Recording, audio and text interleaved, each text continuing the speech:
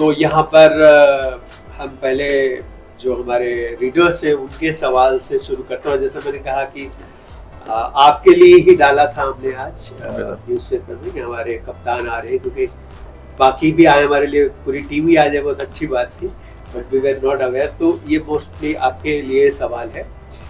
तो ये पहला सवाल कोई मारिनस टिर्की जी हैं, उन्होंने कहा है कि पेनल्टी कॉर्नर में हम डायरेक्ट कई बार गोल नहीं कर पाते हैं, तो क्या इनडायरेक्ट प्रयोग नहीं करना चाहिए, क्योंकि दूसरी टीमें ज्यादातर आजकल वही कर रही हैं?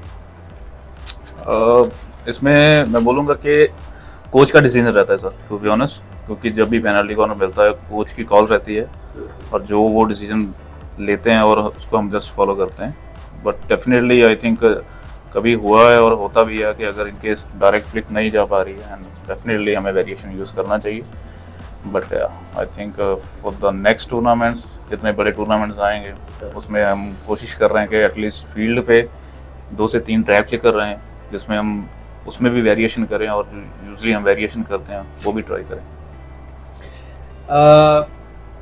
ये वेरिएशन पे मतलब ये था कि क्योंकि डायरेक्ट पे भी आपका मतलब सक्सेस रेट अच्छा है, तो इसलिए वेरिएशन पे नहीं जा रहे हैं आपको जी, ये रीज़न है। क्योंकि वेरिएशन हम लोग भी नहीं देखते, ज़्यादा नहीं देखते, बहुत मुश्किल है। ओलंपिक में आप देखें तो आई थिंक जितने भी टीम्स थी उन्होंने मोस्टली डायरेक्ट का ट्राई किया, और थ्रू आउट द ओलंपिक ज़्यादा नहीं वेरिएशन देखने को मिला था आई फील।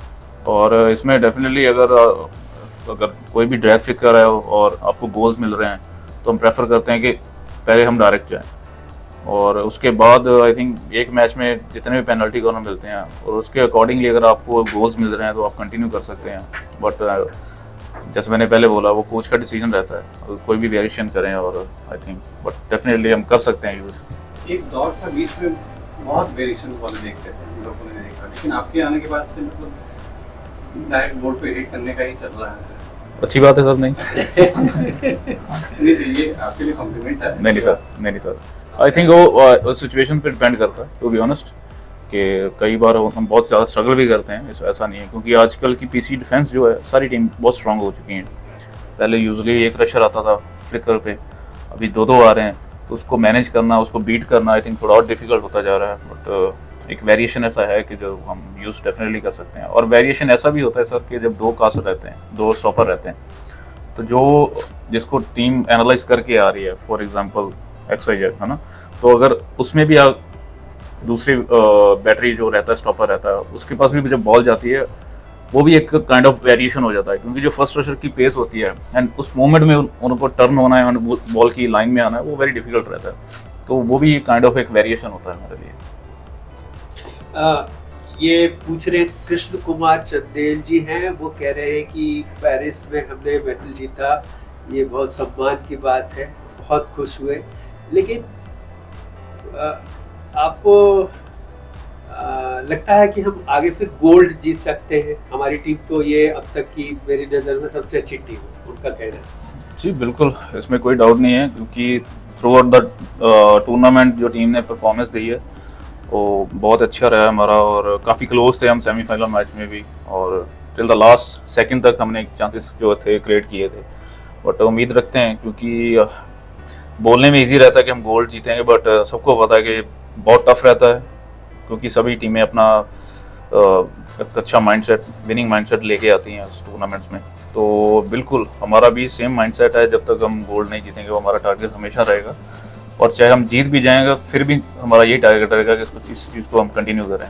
बट उसके पीछे जो हार्डवर्क है आई थिंक वो ओलंपिक से बाद कंटिन्यू चल रहा है हमारा, बैक टू बैक हम टूर्नामेंट्स खेल रहे हैं, मैचेस खेल रहे हैं, तो डेफिनेटली हम उम्मीद करते हैं कि गोल्ड मेडल जरूर जीतेंगे हम।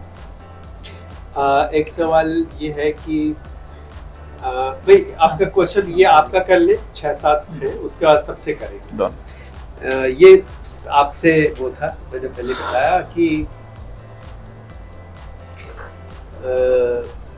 उन्होंने कहा कि आपका नाम सरपंच रख दिया गया है। एक कमेंटेटर है जो उन्होंने आपका कई बार बोला, तो अब सब लोग, प्रधानमंत्री भी सरपंच बोलने लगे आपको, तब आपका नाम सरपंच अखबारों में लिखने लगे, लोग हर जगह लिख रहे हैं।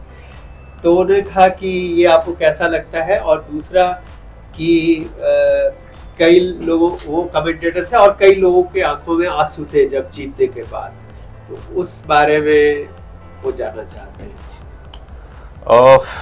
मेरे लिए आई थिंक हॉकी से नाम मिलना आई थिंक मेरे लिए एक बहुत बड़ी बात है, क्योंकि लोग हॉकी की वजह से मेरे को ये नाम मिला और उस नाम को पुकार रहे हैं, तो मेरे को अच्छा लगता है, नो डाउट। बट सेकंड क्या क्वेश्चन था आपका? हाँ, मतलब ये वो कह रहे हैं कि लोग आई थिंक आंखों में आंसू थे हॉकी एक ऐसा गेम है कि जितने भी हमारे फैंस हैं जो हमें सपोर्ट करते आ रहे हैं डे वन से और अभी भी कर रहे हैं, वो काफ़ी इमोशनली कनेक्टेड है उसमें।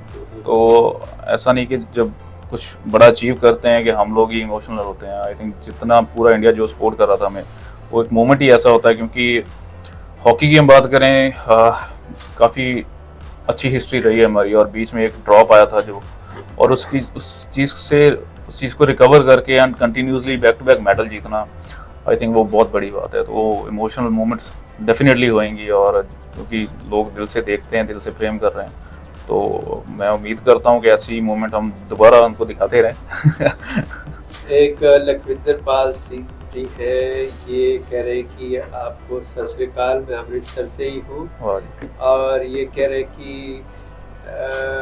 मुझे तो पूरी उम्मीद है कि वही सवाल है, हम अगले ओलंपिक में गोल्ड जरूर जीतेंगे, आपका क्या कहना है? सबसे पहले सत श्री अकाल जी। बिल्कुल बिल्कुल सर, स्पोर्ट्समैन की लाइफ में आई थिंक कोई भी स्पोर्ट्स हो, जब वो बंदा इंडिया की जर्सी पहन के जाता है और एक बड़े टूर्नामेंट में जाता है, तो उसका जो एम हमेशा गोल्ड मेडल का ही रहता है, नो डाउट।